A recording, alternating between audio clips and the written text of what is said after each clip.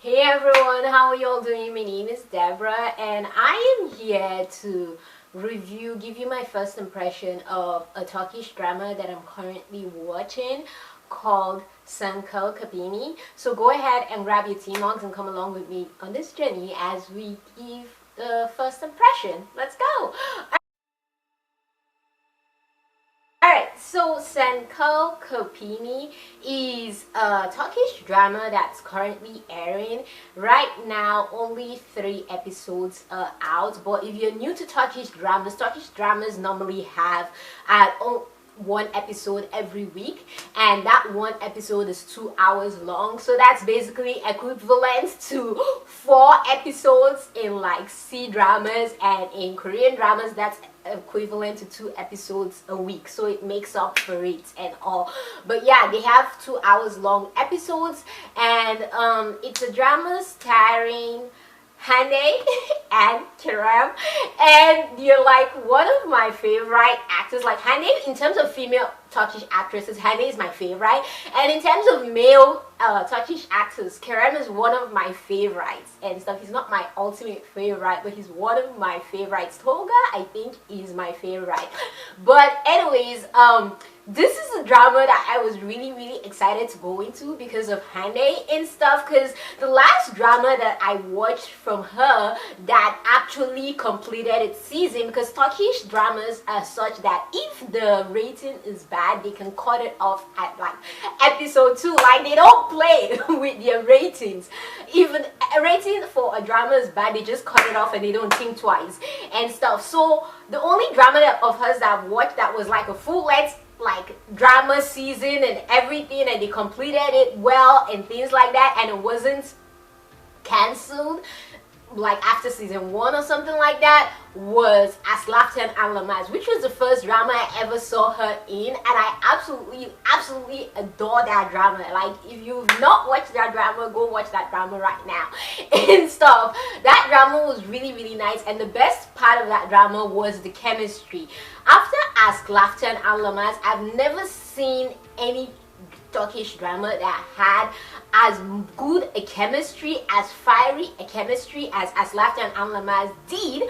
But I am proud to say I have found another drama now that gives me exactly just that, and it's another drama from Hande. So I was really excited to go into this drama because of her and stuff, and I didn't even know who the male lead was. For some reason I thought it was Tolga, so I went into it and then I found out it was Kerem, and I was freaking out because, just kind of like Hande, the last drama of his I saw that completed its run was Güneşin Bıçları, which is like the Turkish version of Boys Over Flowers and stuff. So I was really excited to see him in something else that had hope and stuff.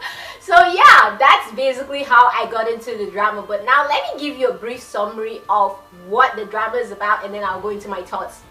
Now, this summary will mainly feature what happened in episode 1, and then I'll give like tidbits of maybe other episodes before I go into what I think. So basically, this is a drama about a female lead who plays the character of Yildiz, who's this girl that basically comes from a poor family, and she lives with her aunt alone in her aunt's flower shop where she works, and they sell flowers and stuff. And so we find out from the beginning that she hates this guy called Serkan, and we have no idea why she hates Serkan, but we get introduced to Serkan right after. And Serkan is this guy who's very wealthy. He owns this architecture company along with 3 other partners. One of the partner is his ex-girlfriend, the second partner is his best friend, and then the third partner is this girl who is a workaholic and stuff. But the way the company is run, you want to realize that there are other people that own the company along with him, just because he is so domineering, authoritative, and commanding. He doesn't give a damn about other people's opinions. His opinion is law and stuff. And it's funny because you'd see the workers, like there's this worker that always says, dude, I'm not even employed by you, but why do I listen to your orders and stuff? And he's very authoritative. No one likes him in the office all his workers hate him and stuff because of the way he acts and stuff, and he's really mean to his workers.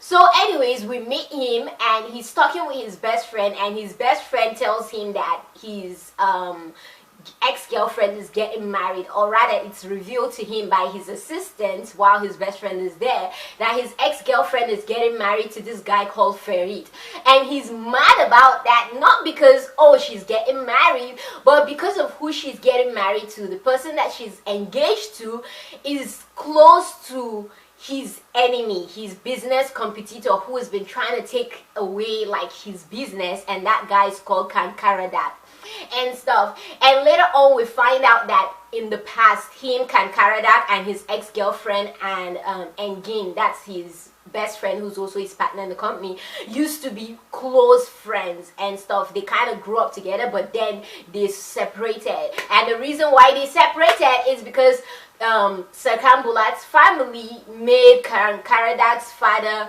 go bankrupt and stuff, and so they hate each other, and Kankaradat is basically trying to ruin Serkan Bolat because of what happened to his family. So anyways, he finds out that his girlfriend, his ex-girlfriend, is engaged to Farid, and Serkan Bolat is mad about it and promises to go for the engagement party.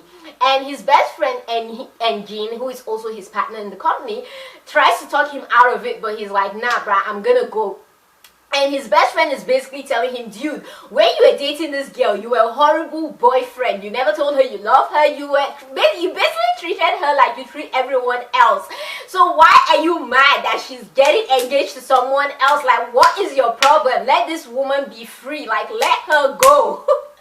Pharaoh, let my people go and stuff. And he was like, nah bruh, I'm not letting her go. I'm going to go and like try and ruin this relationship, and I'm gonna go to the engagement party, but I promise you I'm not gonna do anything bad in that engagement party. And so he leaves because he has an appointment at a school.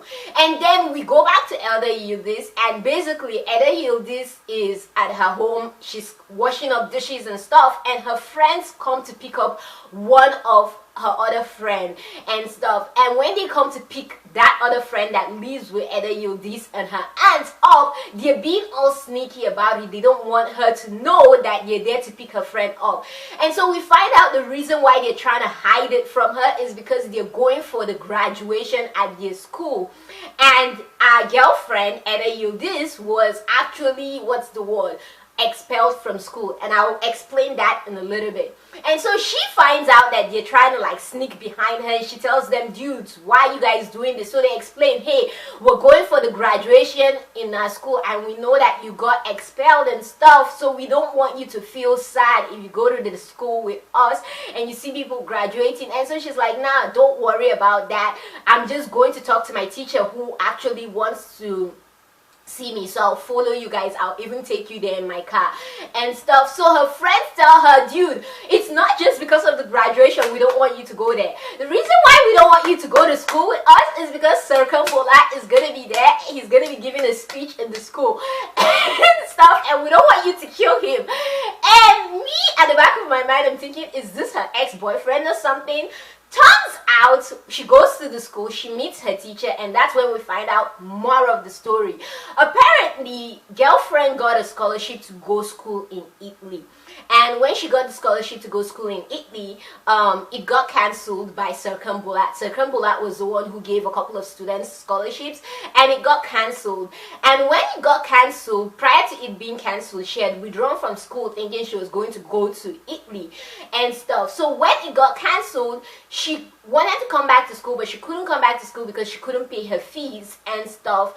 And so her teacher was basically telling her that, hey, you can come back to school, but we're not going to give you a scholarship anymore. And she had already withdrawn from that scholarship at her school and stuff, but we can't give you a scholarship anymore. And so she says basically it's not gonna be helpful because I can't pay for my tuition and stuff, because the way I was able to go to school in Turkey was through scholarship, and now that I've lost that scholarship, I can't come back because my auntie can't afford this, my aunt can't afford this and stuff, which basically makes us realize how Serkan Bolat ruined her life by taking the scholarship, because she lost that scholarship, she lost the Turkey scholarship, and so now she can't finish school.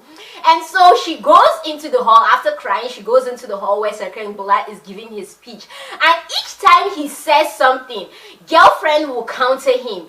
And so she's sitting at the back of the hall, it's dark, he can't see her, so he tells her, basically, come to the front. If you're so courageous to like talk back at me, come to the front so I see who you are and stuff. So she comes to the front, he sees her, she's really gorgeous, and Hande is gorgeous. So he sees her, she's really gorgeous, and he's like thrown off by her beauty, and he asks her, dude, like, what's your problem with me? Why do you hate me so much?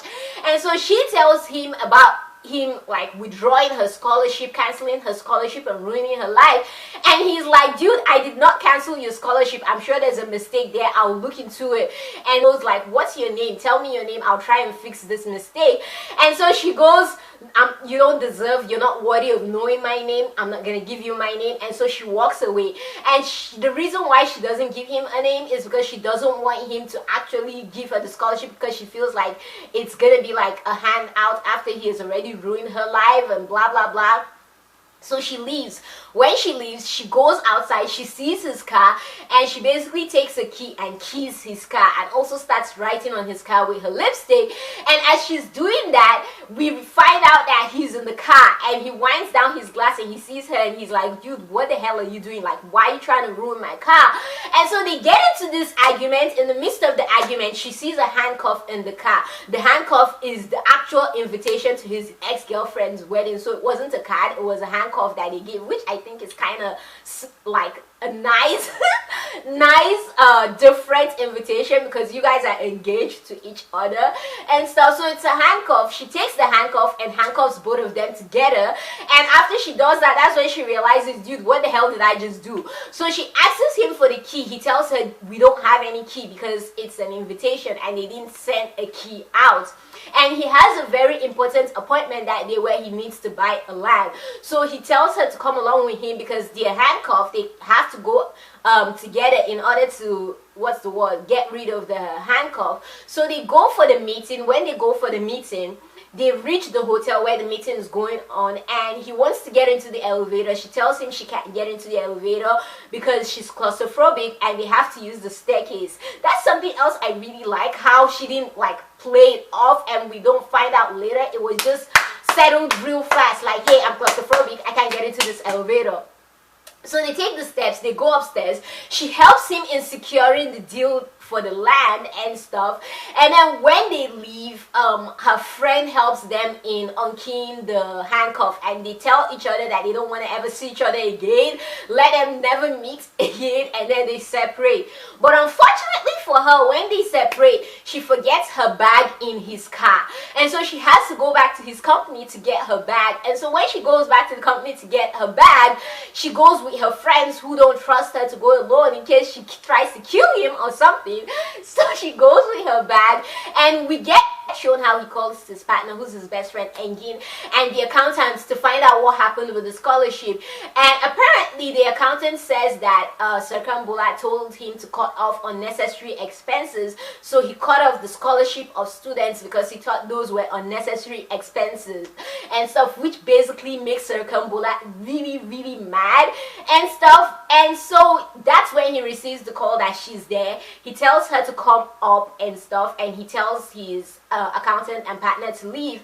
And when they leave, she's led upstairs to his room, and so she asks his assistant, like, what can I do to this guy to make him really mad? Like, what exactly makes your boss mad?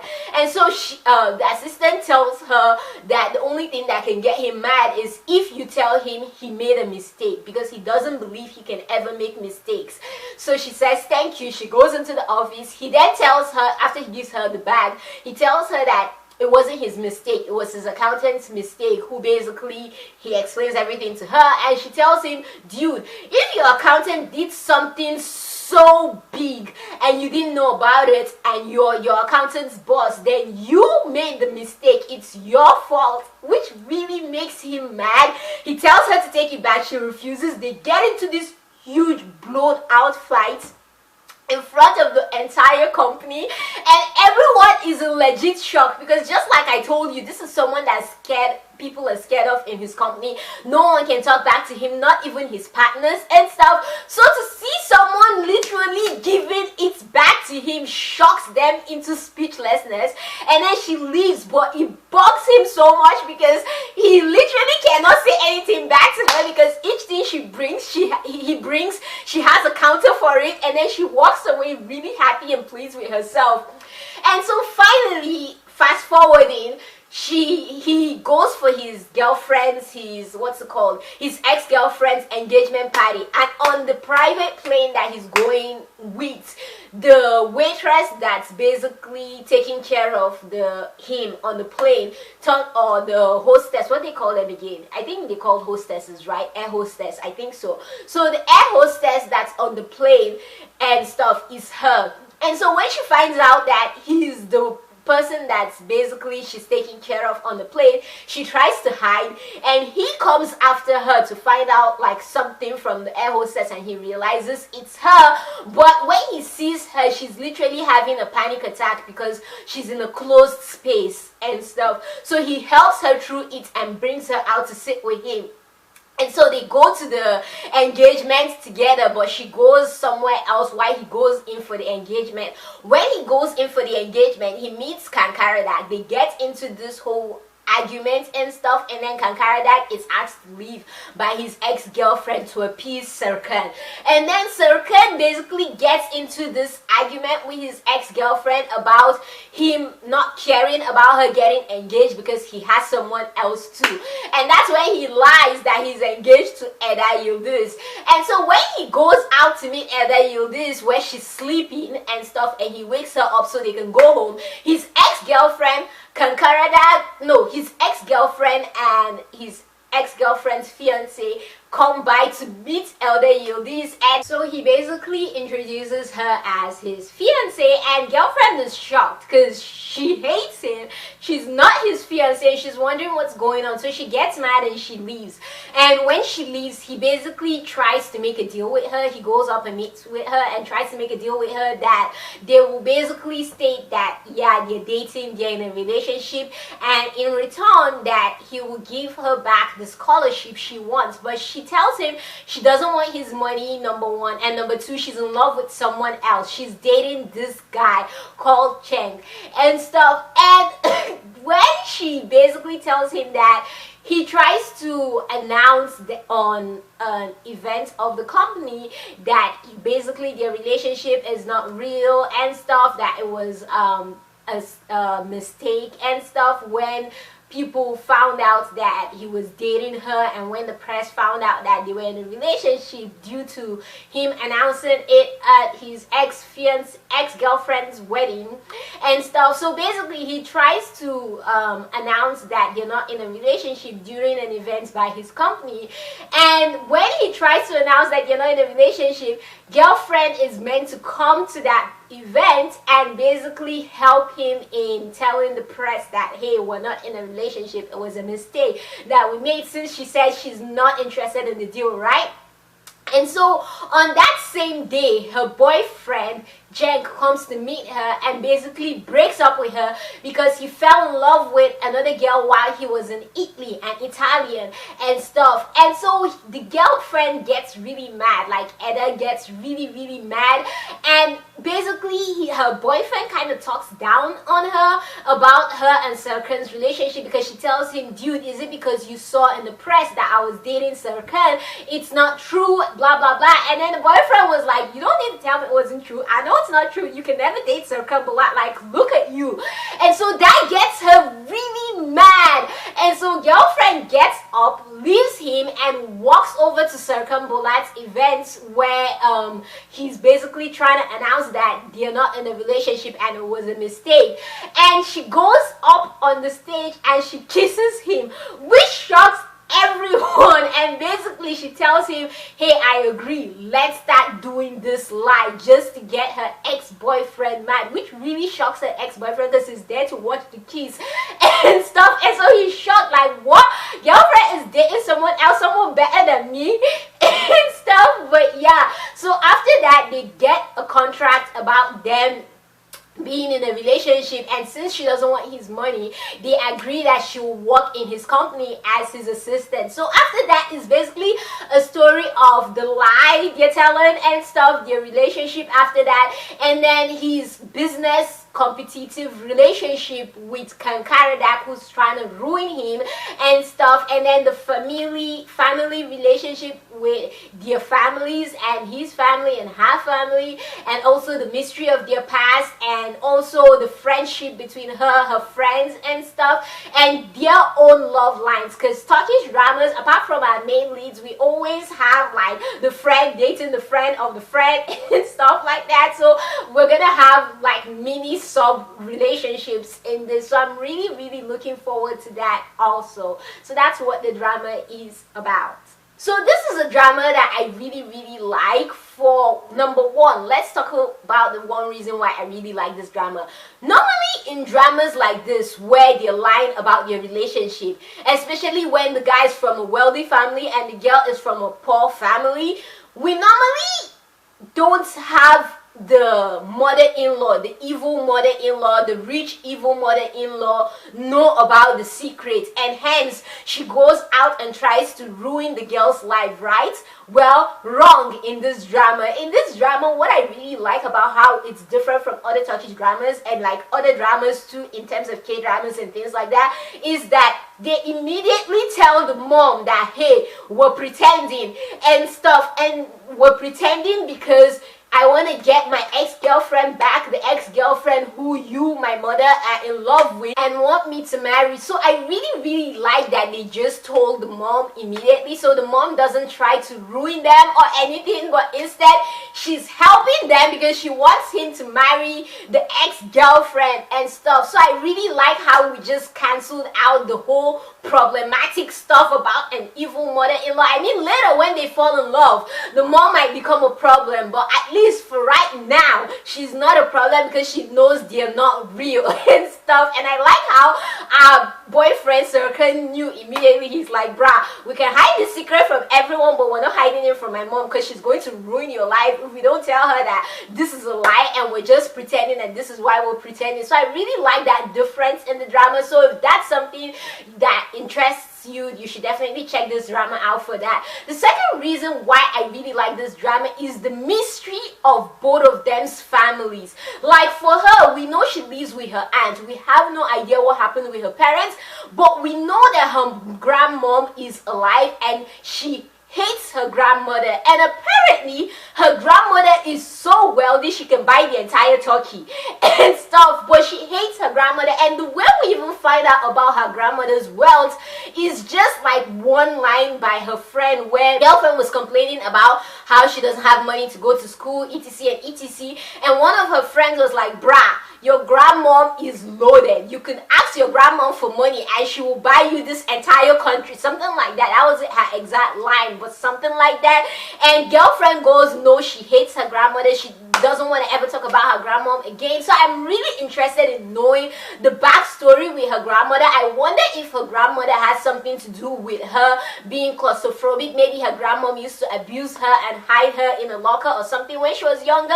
Like, I really want to know her story, but I like how they didn't give us too much. It was just that one line which you could have missed, and then they just went on with the drama. So later on, it might still shock you if you miss that one line and stuff. So I really like that about the drama, the mystery behind her family and what exactly is going on with her family. I also like the mystery behind his own family, because his family, his mom apparently has not left the house in 3 years and stuff. So that story, why she hasn't left the house in 3 years, what exactly happened in their past that makes him and his father's relationship so strained and his mother and father's relationship so strained, I'd like to know the story. I like how we haven't delved into it yet, but they're showing us the cracks and like signs of like there's something going on with this family. So I really like the mystery. I can't wait to find out what exactly is happening in there. But I like how that mystery is not overtaking the romance or the other parts of the story. Like, there's enough balance between the mystery, the romance, the comedy, the friendship, and the business aspect of the drama itself. So that's something else I really like.